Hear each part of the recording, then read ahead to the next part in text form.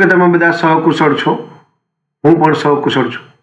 આજે 24 જુલાઈ 2026નું current affairs લઈને તમારા માટે હાજર થઈ ગયો છું. તો ચાલો મોડું ન કરતા આજનો વિડીયો શરૂ કરીએ છીએ. એની પહેલાં કહેવા માંગીશ કે ચેનલ પર નવા છો તો સબસ્ક્રાઈબ કરીને રાખજો. વિડીયો ગમે તો એક લાઇક કરી દેજો અને ભાઈબંધ દોસ્તાર ફેમિલી મેમ્બર સાથે વિડીયો શેર જરૂર કરજો, જે પણ લોકો ગવર્મેન્ટ એક્ઝામની તૈયારી કરે છે. કારણ કે દરરોજ લોંગ વિડીયોમાં કરંટ અફેર્સ અને શોર્ટ વિડીયોમાં જનરલ નોલેજ લઈ અને આવતો રહું છું અને તમને અપગ્રેડ કરતો રહું છું. તો ચાલો મોડું ન કરતા આજનો વિડીયો શરૂ કરીએ છીએ. 24 જુલાઈ 2026 કરંટ અફેર્સનો પહેલો પ્રશ્ન છે, નીતિ આયોગના નવા સીઈઓ તરીકે કોને નિમણૂક કરવામાં આવી છે? સાચો જવાબ છે અનુરાગ જૈનની. અને એની ડિટેલ હું તમને આપતો પરીક્ષા ટિપ્સમાં. નીતિ આયોગ ભારત સરકારનો પ્રધાન નીતિ સેતુ અને વિચારનો મુખ્ય પ્લેટફોર્મ છે.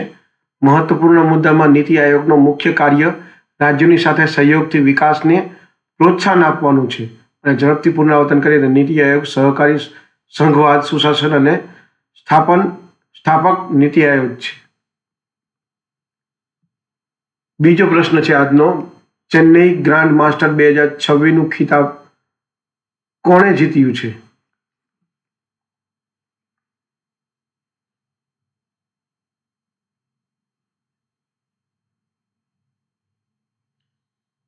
સાચો જવાબ છે અલીરેઝા ફિરોઝી. પરીક્ષાની ટીપ માટે જો આવીએ તો ચાલુ પ્રવાહના રમતગમત પુરસ્કાર અને ટુર્નામેન્ટ યાદ રાખો. પરીક્ષામાં વારંવાર પ્રશ્ન પૂછાય છે. મહત્વના મુદ્દા, ચેન્નઈ ગ્રાન્ડ માસ્ટર એક પ્રતિષ્ઠિત આંતરરાષ્ટ્રીય શતરંજ ટુર્નામેન્ટ છે જેમાં વર્લ્ડ ક્લાસ ખેલાડીઓ ભાગ લે છે. ઝડપી પુનરાવર્તન, સ્પોર્ટ્સ કરંટ અફેર માટે નિયમિત સમાચાર વાંચો અને નોટ્સ બનાવો.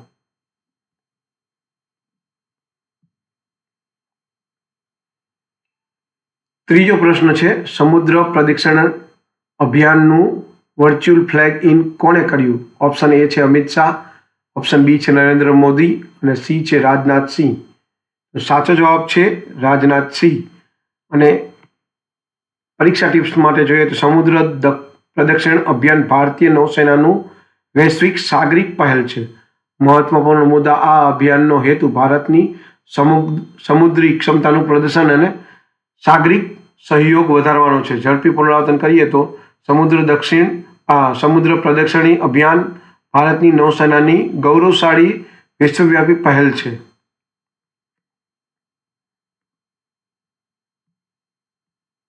ચોથો પ્રશ્ન છે, 23મા કોમનવેલ્થ રમતો ક્યાં યોજાશે? ઓપ્શન એ છે ગ્લાસગો સ્કોટલેન્ડ, ઓપ્શન બી છે નવી દિલ્હી ભારત, સી છે સંયુક્ત આરબ અમીરાત. એનો સાચો જવાબ છે ગ્લાસગો સ્કોટલેન્ડમાં આ 23મો કોમનવેલ્થ રમતો યોજાશે. ડિટેલમાં આપણે જોઈએ તો કોમનવેલ્થ ગેમ્સ એ કોમનવેલ્થ દેશો વચ્ચે આયોજિત થતી બહુરાષ્ટ્રીય રમતિયાળ સ્પર્ધા છે, જેનો પ્રારંભ એટલે કે કોમનવેલ્થ ગેમની શરૂઆત 1930માં થઈ હતી. ટોટલ 74 દેશો એમાં ભાગ લે છે અને આયોજન દર 4 વર્ષે થતું હોય છે. અને ઇમ્પોર્ટન્ટ ફેક્ટ છે, કોમનવેલ્થ ગેમ્સના અનેક દેશોના એથ્લીટ ભાગ લે છે. 23મી કોમનવેલ્થ ગેમ્સ વર્ષ 2026માં યોજાશે. બોર્ડ ફોકસ માટે રમત સંબંધિત પ્રશ્નો પરીક્ષામાં પૂછાય છે. રમતગમતના વર્ષો અને સ્થળોને યાદ રાખવા સ્કોર વધે છે.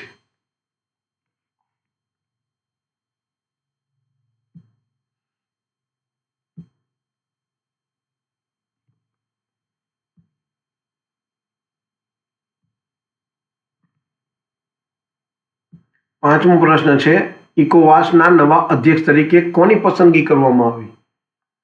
ઓપ્શન એ છે Julius Maada Bio, option B છે બોલા અહમદ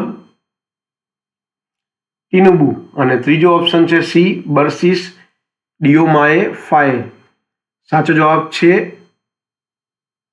બર્સિસ ડિયોમાએ ફાએ એ તમારો સાચો જવાબ છે. ડિટેલમાં જઈએ તો ઇકોવાસ શું છે? તો ઇકોવાસ એટલે economic community of West African state, એટલે કે પશ્ચિમ આફ્રિકન દેશોના આર્થિક સમુદાય.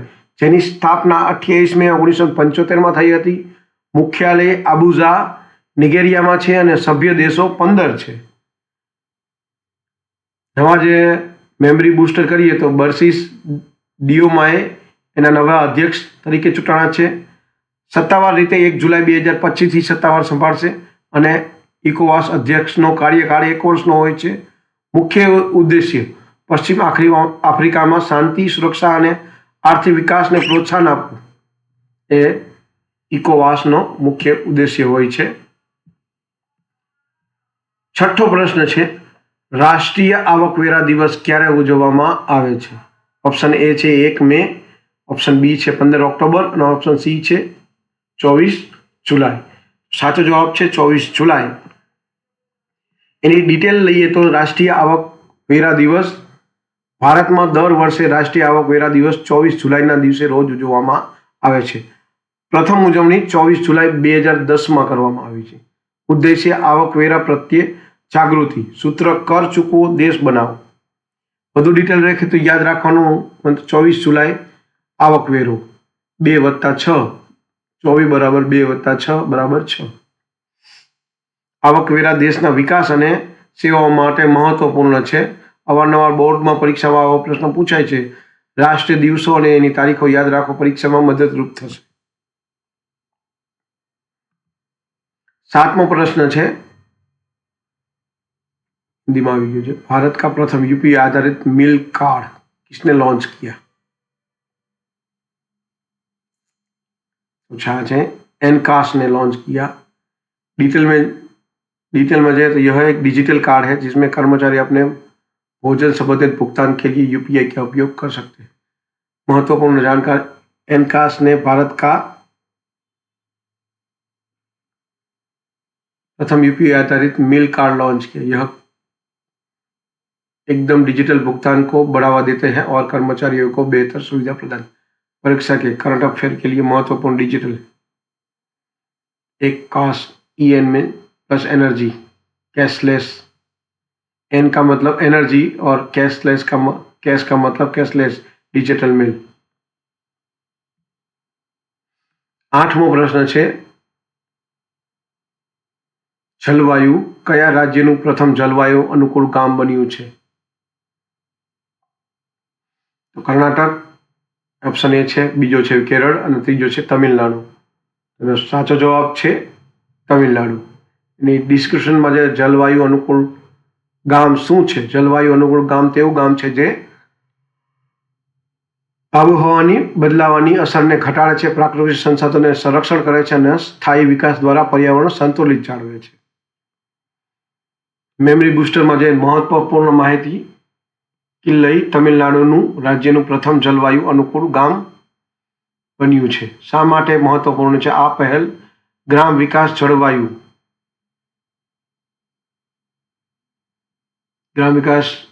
જળવાયુ અને પરિવર્તન સામે લડવામાં મહત્વપૂર્ણ પગલું છે. ખાસ વિશેષતાઓ, પાણી બચત ટેકનોલોજી, સૌર ઉર્જાનો ઉપયોગ, કચરા વ્યવસ્થાપન અને પ્રાકૃતિક ખેતીને પ્રોત્સાહન. યાદ રાખવા જોઈએ, કિલ્લઈ ક્લાઇમેટ ફ્રેન્ડલી વિલેજ તમિલનાડુ. 9મો પ્રશ્ન છે, કયા રાજ્યમાં મુખ્યમંત્રી યુવા સહયોગ પ્લેટફોર્મ લોન્ચ કરવામાં આવ્યું છે? ઓપ્શન એ છે મધ્યપ્રદેશ, ઓપ્શન બી છે રાજસ્થાન, 3 છે તમિલનાડુ. ઓપ્શન બી છે રાજસ્થાન સાચો જવાબ. અને ડિટેલમાં જઈએ, મુખ્યમંત્રી યુવા સહયોગ પ્લેટફોર્મ શું છે? આ પ્લેટફોર્મ યુવાઓને રોજગાર, કૌશલ્ય વિકાસ, ઇન્ટર્નશીપ અને માર્ગદર્શન અને સરકારી યોજનાઓની માહિતી એક જ જગ્યાએ ઉપલબ્ધ કરાવે છે. બુસ્ટર છે, મેમરી બુસ્ટર છે, મહત્વપૂર્ણ માહિતી. મુખ્યમંત્રી અને યુવા સહયોગ પ્લેટફોર્મ રાજસ્થાન રાજ્યમાં લોન્ચ કરવામાં આવ્યું છે. શા માટે મહત્વપૂર્ણ છે? યુવાનોને એકીકૃત ડિજિટલ પ્લેટફોર્મ પર તમામ તકો અને માહિતી મળે છે. પરીક્ષા માટે ઉપયોગી. સરકારની નવી પહેલ, યુવા સબલીકરણ, રોજગાર અને કૌશલ્ય. યુવામાં યાદ રાખવાની ટ્રીક, યુવાનો માટે રાજસ્થાનનો નવો પ્રયોગ.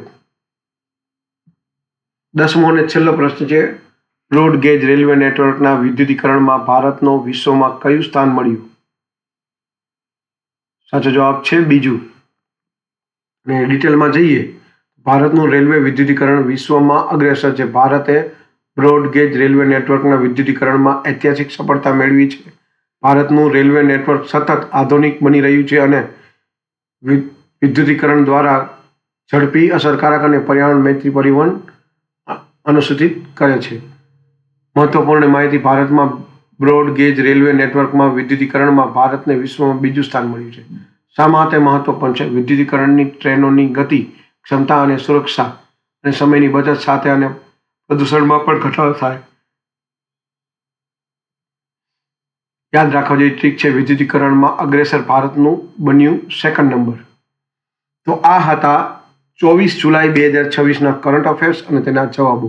વિડીયો ગમ્યો હોય તો વિડીયોને એક લાઇક કરી દેજો. ચેનલ પર નવા છો તો સબસ્ક્રાઈબ કરી રાખજો, કારણ કે દરરોજ લોંગ વિડીયોમાં કરંટ અફેર્સ અને શોર્ટ વિડીયોમાં જનરલ નોલેજ લઈ અને આવતો રહું છું અને તમને અપગ્રેડ કરતો રહું છું. તો આજ માટે આટલું જ. જય હિન્દ, વંદે માતરમ દોસ્તો.